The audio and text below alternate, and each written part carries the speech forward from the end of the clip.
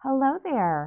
My name is Susan. I'm the owner of magicalforestbookstore.com, and this is my bookstore.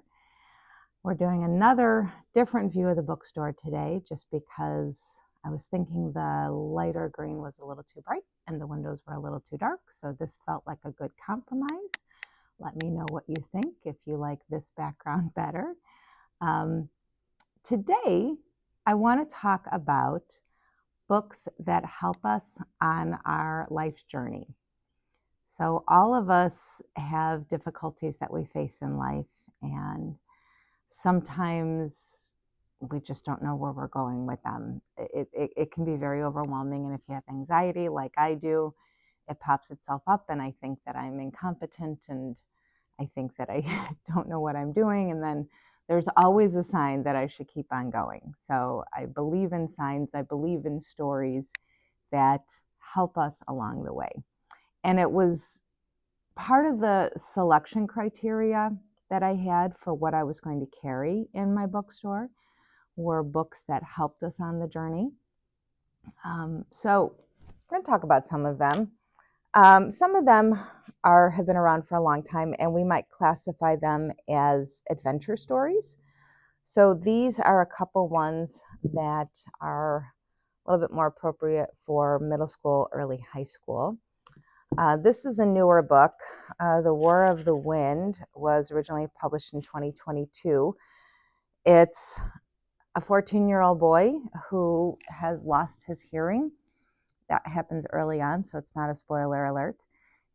He's lost his hearing, but there's a mysterious thing happening on the remote Scottish island that he lives on, and he has to solve the mystery. But it's also about gaining strength in yourself, because when you're young and inexperienced, you don't believe that you're capable of doing things. This, My Step of the Mountain, is a book similar to Hatchet, and then it's a young man who goes off, he goes off intentionally into the mountains. This was originally published in 1959, and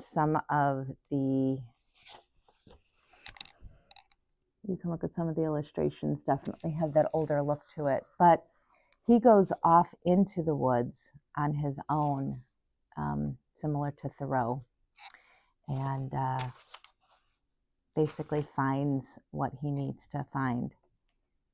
So this is a really interesting book. I like this. And if you like Hatchet, this is very similar to that. And then there are other books that are more about the emotional journey that we take. I've talked before about some of my favorite books, a Betsy Tacy series. This is a book that Maud Hart Lovelace wrote it was about a character, or about a woman who was like connected to her friend group. It wasn't like the official part of the friend group, but she was connected. And in this book, some of the characters from the Betsy Tacy series do show up in this book. But Emily is a good stand-alone story because Emily has graduated from high school, and because she has to take care of her grandfather, she can't go off to college like all her friends are doing. And so she's missing out on that experience and falls into the doldrums or despair or depression, and she finds her way out of it. So it's a good book to help us with that time in our life when, like again, with anxiety, where you feel like you're not capable of doing something, or what are you going to do, or you're stuck. This is a book that can help you with that. And it's about her emotional journey, how she navigates that year after high school. And then there are books where they're more classic hero stories. So I grabbed Narnia because Narnia is a classic story. It does have religious overtones, but the stories in here are about fighting the good fight and basically discovering who we are. Like, we think of Edmund and his relationship with the White Witch. Edmund had to overcome a whole lot in order to become the king that he became. So great book for Narnia. You've got, I don't have Lord of the Rings here, but I do have The Hobbit. And, you know, it's there and back again. It is literally about a journey. And I think there's less discoveries made in terms of one's capabilities, but Bilbo does discover that he's not just a little hobbit, he can do great things. So The Hobbit is a wonderful story if you want to, again, encourage yourself to fight those good fights. And then I have a last couple of ones here that I thought are connected to that. So a lot of people who are Gen X grew up on The Princess Bride, and they grew up on this story, The Never Ending Story. So this one has no illustrations, and to be perfectly honest with you, the font is very small, so it is definitely an involved story.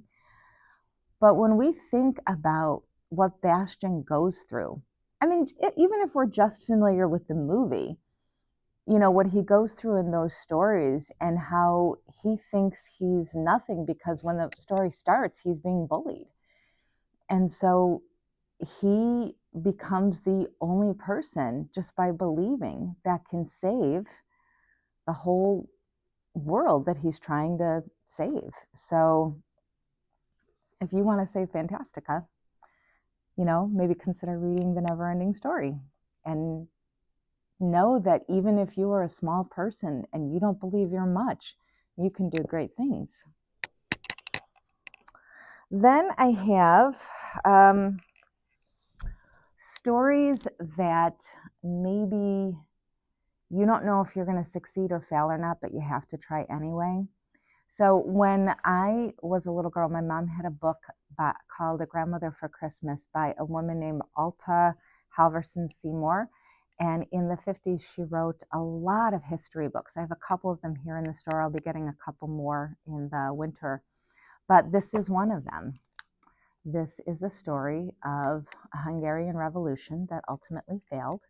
It was against the Soviet Union, took place in 1956. But it's the story of what drove them to that, to take the actions that they believe, the young people. It's a very interesting story, and you learn a little bit about Hungary in the meantime. And then I have The Curious Incident of the Dog in the Nighttime. Now, you might wonder why this is a hero's journey. The main character in this book, if you haven't read it, is autistic. And at the time it was published, get to the right page for that. Oh, goodness gracious.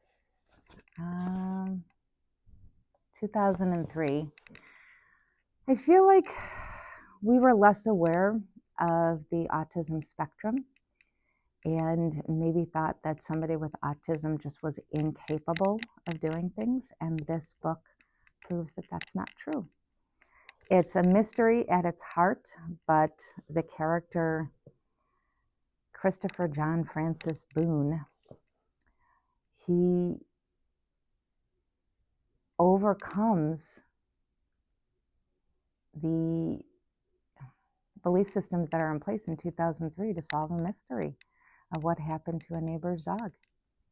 So sometimes we can find stories that inspire us in the most unlikely places. So I encourage you to find your stories, keep reading, and those days where you feel like you can't do it, those are the days you need those stories the most. I hope you have a wonderful day. Thank you for joining me. We'll see you next week. Bye.